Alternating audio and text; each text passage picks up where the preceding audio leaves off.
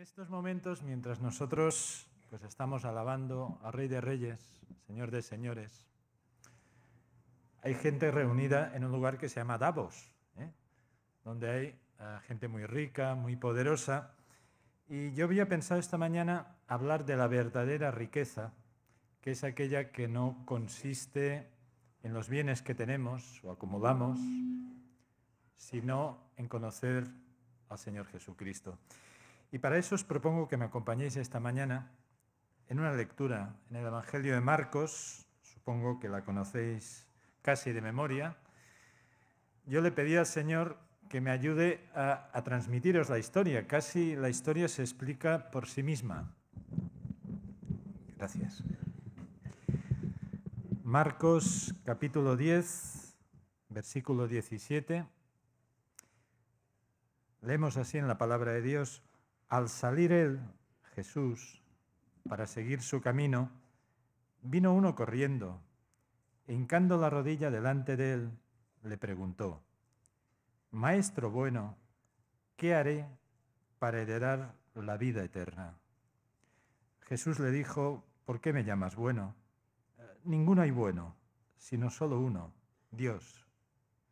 Los mandamientos sabes: no adulteres, no mates, no hurtes, no digas falso testimonio, no defraudes, honra a tu padre y a tu madre. Él entonces, respondiendo, le dijo: Maestro, todo esto lo he guardado desde mi juventud. Entonces Jesús, mirándole, le amó y le dijo: una cosa te falta, anda, vende todo lo que tienes y dalo a los pobres, y tendrás tesoro en el cielo. Ven y sígueme, tomando tu cruz. Pero él, afligido por esta palabra, se fue triste, porque tenía muchas posesiones. ¿Era rico o no era tan rico? Esto es lo que la historia intenta decirnos. Es una historia sobre la verdadera riqueza y también de cómo la falsa riqueza, la riqueza que este mundo pues, nos tienta, nos ofrece, la posesión de bienes materiales, liga, ata a las personas hasta llegar a esclavizarlas. Bueno, a lo mejor esta mañana piensas: no soy tan rico, tengo una hipoteca que casi no puedo pagar o tengo deudas, pero os propongo esta mañana que es una palabra para todos, especialmente para ti, para mí, porque hay cosas que atan nuestro corazón. Y a veces no solo es el dinero, puede ser el miedo, la ansiedad, puede ser una relación que no nos conviene, puede ser una relación insana con algo. Y la palabra de Jesús es una palabra de libertad, es una palabra de autoridad, es una palabra que desata nuestro corazón y lo vuelve a acercar a quien lo ama de verdad. El Evangelio proclama que la palabra y la persona de Jesús liberan, y de hecho es la única cosa que libera de forma profunda y radical al ser humano. La fe cristiana no es extremista, no es para fanáticos, no es para personas que imponen a sangre y fuego su ideología, pero es una fe radical, es una fe que va a la raíz del corazón y del ser humano y lo transforma. Y es una fe que devuelve al ser humano la verdadera seguridad, arrancándole de la falsa seguridad. El texto este del Evangelio de Marcos nos habla de un hombre que viene a Jesús con cierta premura, que viene corriendo, como alguien que se le escapa algo importante y que además se arrodilla y se postra en el suelo. El evangelista Marcos, que es muy conciso en sus relatos, tiene un atractivo, al menos a mí profesionalmente tiene un atractivo, y es que le da mucha importancia a la comunicación no verbal, esa parte de la comunicación que se transmite a través de la mirada, a través de los gestos, a través de las posiciones. Si el acto de correr delata cierto sentido de urgencia, el hombre quiere ver al maestro, cierta ansiedad incluso, el acto de arrodillarse o de postrarse nos indica una profunda reverencia de este hombre, yo diría más, una cierta autenticidad. Este hombre va a hacer lo que muchos contemporáneos de Jesús nunca hicieron, mostrar un respeto hacia su autoridad, al menos como maestro. Los evangelios sinópticos, Mateo y Lucas, nos dan más detalles de esta historia y, por ejemplo, Mateo añade en su relato que se trata de alguien joven, probablemente no muy joven, pero que tampoco excedía los 35 o los 40 años. Y Lucas puntualiza que era un hombre principal, es decir, alguien notable, alguien reconocido en su comunidad. No sé, pensar en alguien importante. Yo recuerdo una anécdota hace años que en mi iglesia estamos en un culto del domingo y entonces entraron dos futbolistas, no voy a decir el nombre del equipo para no herir sensibilidades de nadie esta mañana, pero entraron dos futbolistas y entonces el hermano que predicaba pues se quedó colapsado porque vio que no le escuchaban a él y le iban a pedir autógrafos. Bueno, imaginaos que esto sucedía esta mañana y espero que me siguierais escuchando un poquito más. Pero lo que es muy interesante es que Jesús no se deja impresionar. Jesús trata a las personas por lo que esencialmente son, criaturas de Dios. Es igual si son muy inteligentes, si son muy doctos, si tienen mucho dinero o si tienen mucha pobreza. Para Él son seres creados por Dios y dignos de ser amados. Al final la historia, Marco nos ha revelado que tenía muchos bienes o muchas posesiones. Si alguien tiene dinero y además es joven, quiere decir que probablemente ese dinero le ha venido dado por heredad de sus padres o de sus abuelos, porque es de una buena familia, es decir, no ha tenido tiempo, no existía la lotería, no ha tenido tiempo para acumular bienes. Primer punto esta mañana que quiero enfatizar es la gran pregunta. Esa pregunta que quizás a todos nos gustaría que nuestros vecinos nos hicieran, nuestros compañeros de trabajo, en mi caso mis pacientes, ¿cómo puedo heredar la vida eterna? ¿Qué he de hacer para salvarme? Yo creo que vivimos en estos momentos en España con mucha represión espiritual. Es decir, las personas ni piensan en la muerte, ni piensan en la vida eterna, y cuando les llega. Pero pocas veces alguien llama a las puertas de las iglesias y dice, oiga, ¿qué puedo hacer para ser salvo? Pero este hombre hace esta pregunta. Está interesado en el destino de su alma. ¿Qué va a ser de él cuando esta vida acabe? La pregunta sobre la salvación es la única pregunta realmente importante. Porque nos distraemos tanto en esta vida. Yo creo que es algo muy diabólico. Malgastamos tanta energía en cosas que se van a quedar aquí, en cosas realmente temporales, que las personas van pasando los años y no se hacen la pregunta que este hombre se hizo. Es como si dijera, me he beneficiado de la herencia de mis padres. Ahora quiero saber cómo puedo disfrutar la herencia de un Dios que es eterno.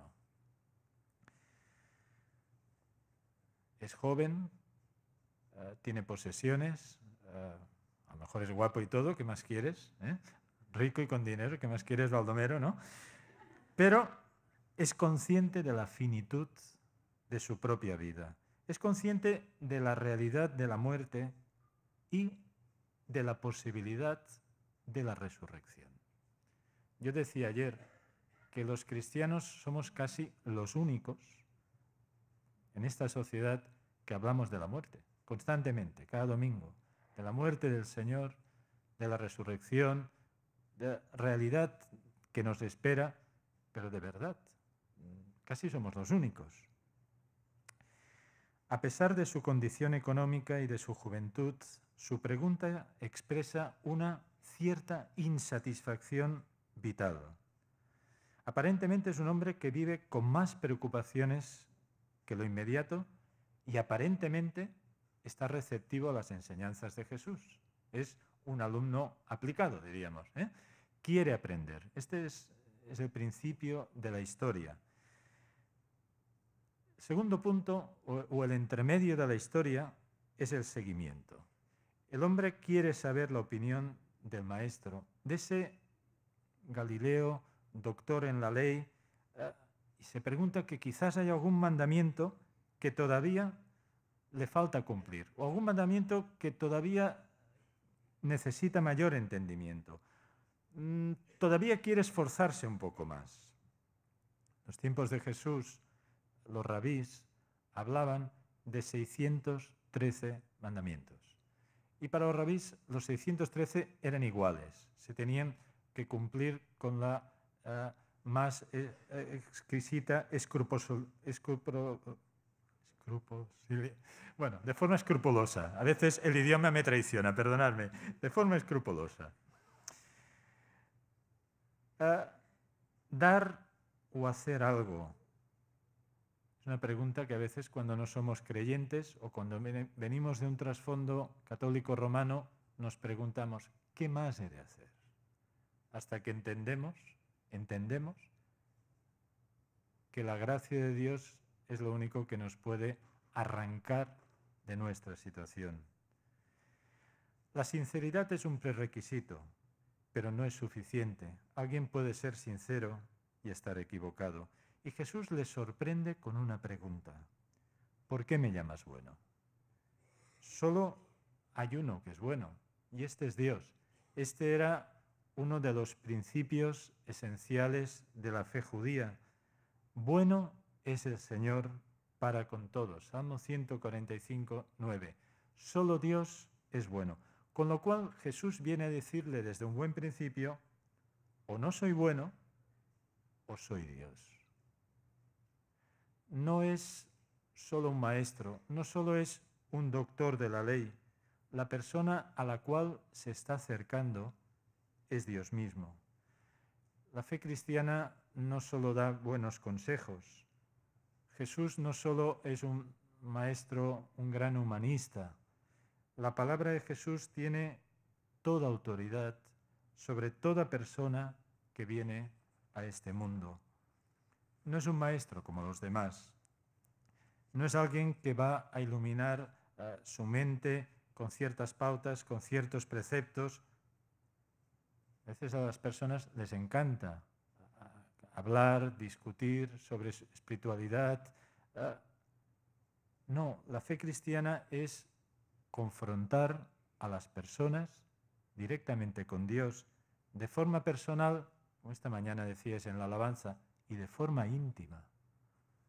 Jesús es alguien que reivindica todo el poder, que reivindica que su palabra tiene autoridad sobre todas las áreas de nuestra vida.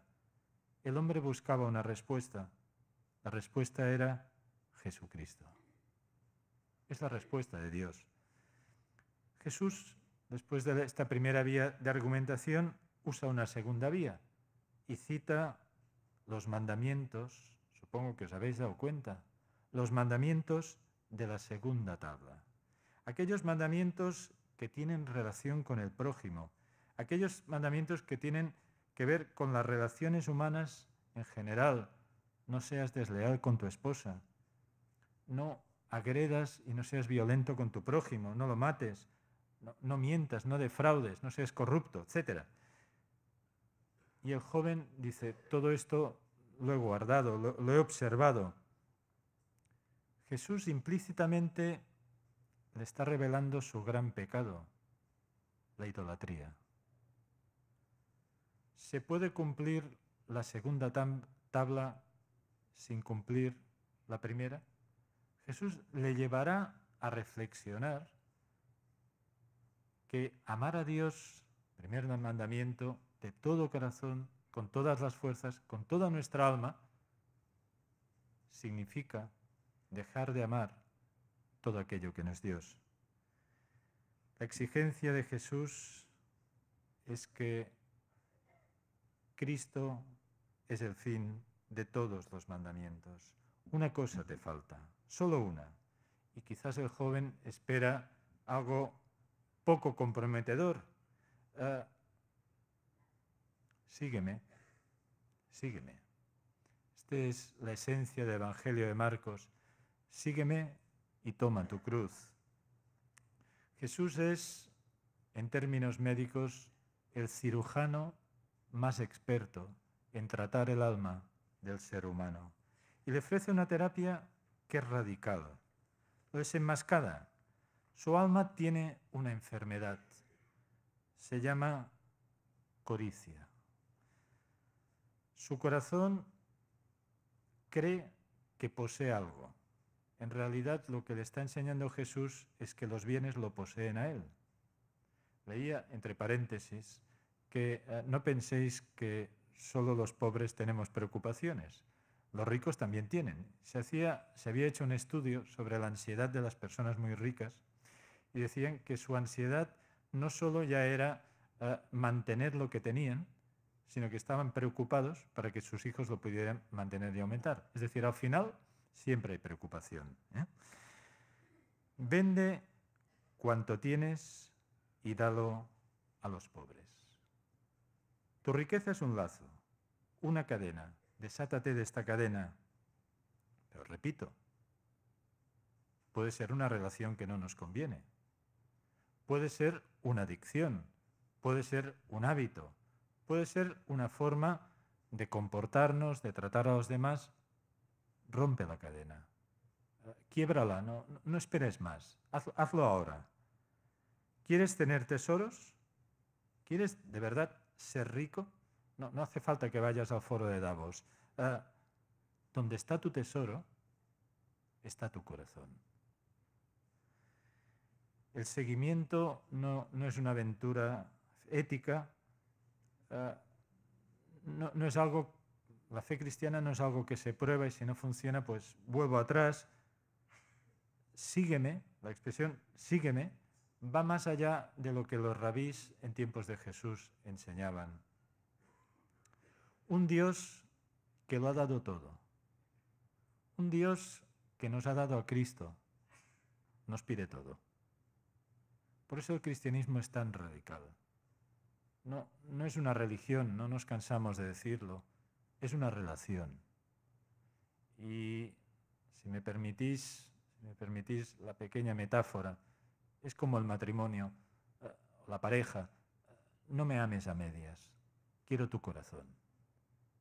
No te quiero compartir con nadie más. Es algo que decimos en las bodas, más o menos. Todo lo que yo soy, todo lo que tengo te lo entrego. Bien, esta es la relación con Dios. ¿Qué es lo que un padre más quiere en esta vida? O una madre. Pues a su hijo. Dios te lo ha dado todo. Y tú y yo nos pasamos la vida a veces regateando y diciendo que ahí no entres, o espérate. El discipulado en Marcos, os decía, solo puede ser entendido a la luz de la cruz. La cruz es, como dirá el apóstol Pablo, el escándalo. La cruz es una ofensa, la cruz es una vergüenza. El discipulado no puede ser construido en base a esquemas humanos. Señor, yo te voy a decir cómo yo te voy a seguir. No, el discipulado es construido a través de una obediencia sincera y sencilla. Ayer, con los matrimonios, con las familias, estábamos considerando el texto del seguimiento en Mateo, cuando los discípulos dejan la tierra firme y suben, no un gran transatlántico, a una pequeña barquita, una frágil barca, que además va a ser zarandeada por las olas. Esto es la vida cristiana. Deja tu seguridad, que no es tal, y acepta la seguridad que Dios te concede. El Evangelio de Marcos aporta otro gran gesto de comunicación no verbal. Supongo que nos ha pasado desapercibido. Único en los Evangelios. Jesús, mirándole, le amó. creo que el Espíritu Santo ha colocado esta mañana en el grupo de alabanza Salmo 139, la mirada de Dios. La mirada de Dios está en este texto de Marcos. Jesús mirándole, le amó. Dios ama al mundo. Dios ama al mundo. El gran descubrimiento que un día hicimos en nuestra pequeña vida es que Dios me ama a mí. Dios te mira a ti. Una mirada, ¿cómo debía ser?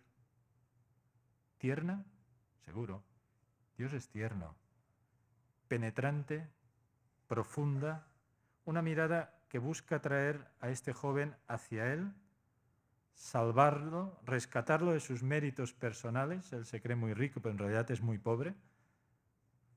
Una mirada que sintetizaba el amor de Dios por este mundo. Una mirada que tú y yo intentamos, cuando hablamos del Evangelio, damos testimonio, que la gente entienda. San Juan de la Cruz, gran místico español, decía, comentando este texto, aquellos ojos deseados que tengo en mis entrañas bien dibujados. ¡Qué precioso! Aquellos ojos deseados que tengo en mis entrañas tan bien dibujados. ¿Conoces la mirada del Señor en tu vida? Casi esperaríamos, leyendo este relato, de que nadie puede resistir la mirada de Jesús, pero el relato nos sorprende. Por desgracia, entendemos a lo largo de nuestra vida que hay personas que rechazan la gracia de Dios, personas que resisten esta mirada. Y Marcos nos ha dejado este relato para dar luz a esa libertad del ser humano para rechazar la gracia de Dios. Y vemos en tercer y último lugar cuál es la reacción de este joven. Al escuchar estas palabras, aquel hombre se quedó abatido y marchó triste. Si la historia empezaba con euforia, con entusiasmo, con ansiedad positiva, es como si al final de la historia hubiera habido una gran tormenta. El cielo se puso gris de golpe. El joven pasó de la euforia a la tristeza y al abatimiento. Las palabras de Jesús destrozaron su alma. Se fue triste porque tenía muchos bienes. Ante Jesús solo hay el sí o el no. Las dudas son legítimas, las dudas, yo diría, son necesarias incluso, pero un exceso de dudas acaba llevando a la desobediencia. ¿Qué perdió aquel joven?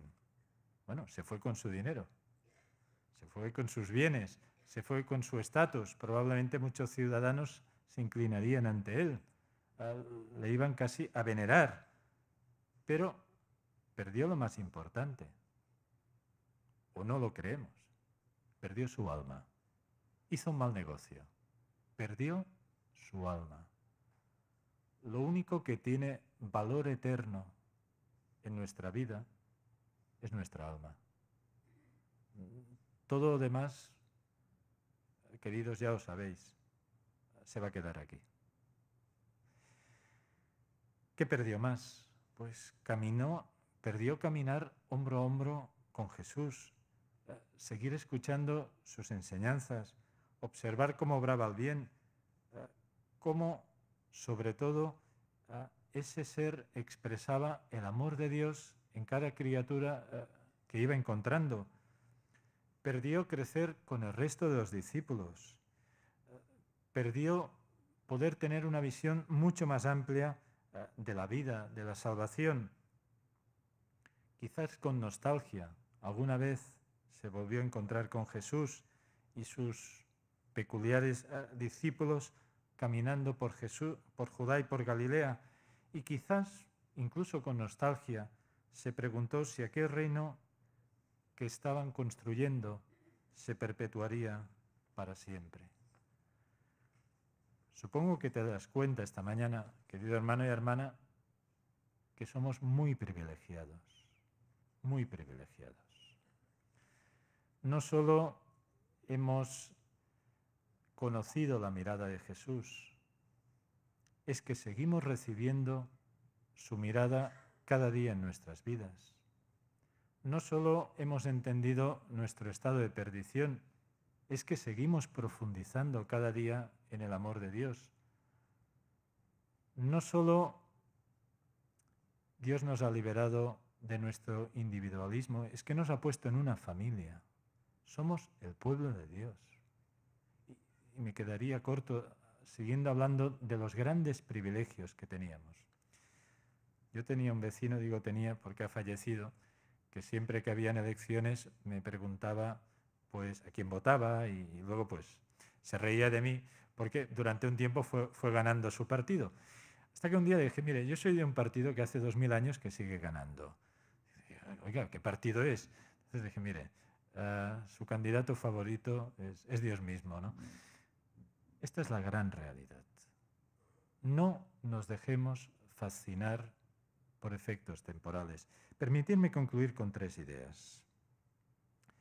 A menudo las personas que nos rodean tienen su propia espiritualidad, pero si habláis con ellos, veréis que es una espiritualidad a la carta. A veces cogen aspectos del cristianismo, otras veces del budismo, del humanismo, y hacen en realidad algo que les permite vivir con cierta comodidad. Comodidad no solo intelectual, sino comodidad ética. Jesús es Señor absoluto de nuestras vidas. Lo resumimos muy fácil. Jesús es Señor. Por lo tanto, cuando proclamamos con nuestra vida que Jesús es Señor, quiere decir que no hay ni una sola área de nuestra vida donde la luz del Evangelio no pueda penetrar. Y no puedo negociarlo. Jesús es Señor. Segunda conclusión que quiero dejaros esta mañana es que el joven de nuestra historia lo quería todo a precio de ganga.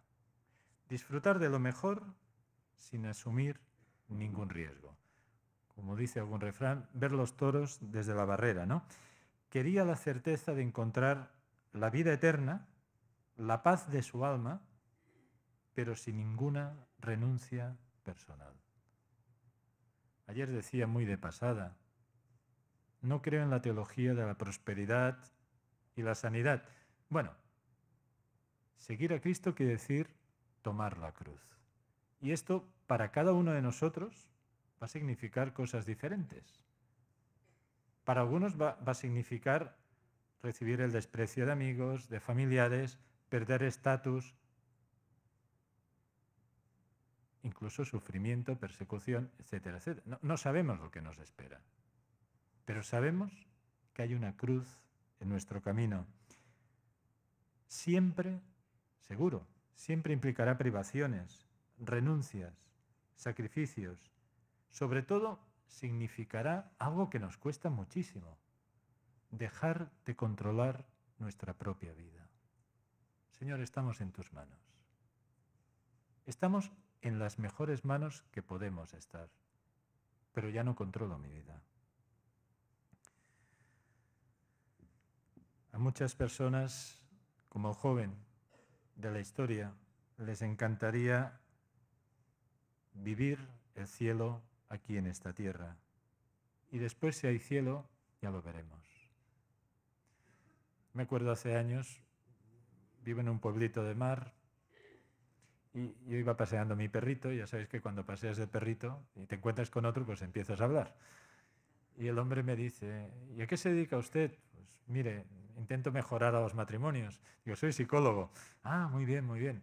¿Y tiene su barquita en el puerto? Digo, pues no. Oiga, necesito una barquita. Yo tengo una barquita, me dice el hombre. Dice, soy médico, tengo una barca. Ah, muy bien. Dice, no, me voy a navegar cada sábado y, ¿sabe? Cuando regreso ya me están preparando la paella. paella de marisco, tal. Entonces me pongo con mi familia, mis amigos. Claro, y el hombre me iba contando, ¿y debe tener usted una casita con jardín? No, no, tengo un pisito aquí. Ah, pues oiga, necesito una casita con jardín, porque esto le va a relajar. Y yo, cuando el hombre me iba hablando, digo, ¿cómo le hablo a este hombre de que hay un cielo? Si este hombre ya lo tiene aquí.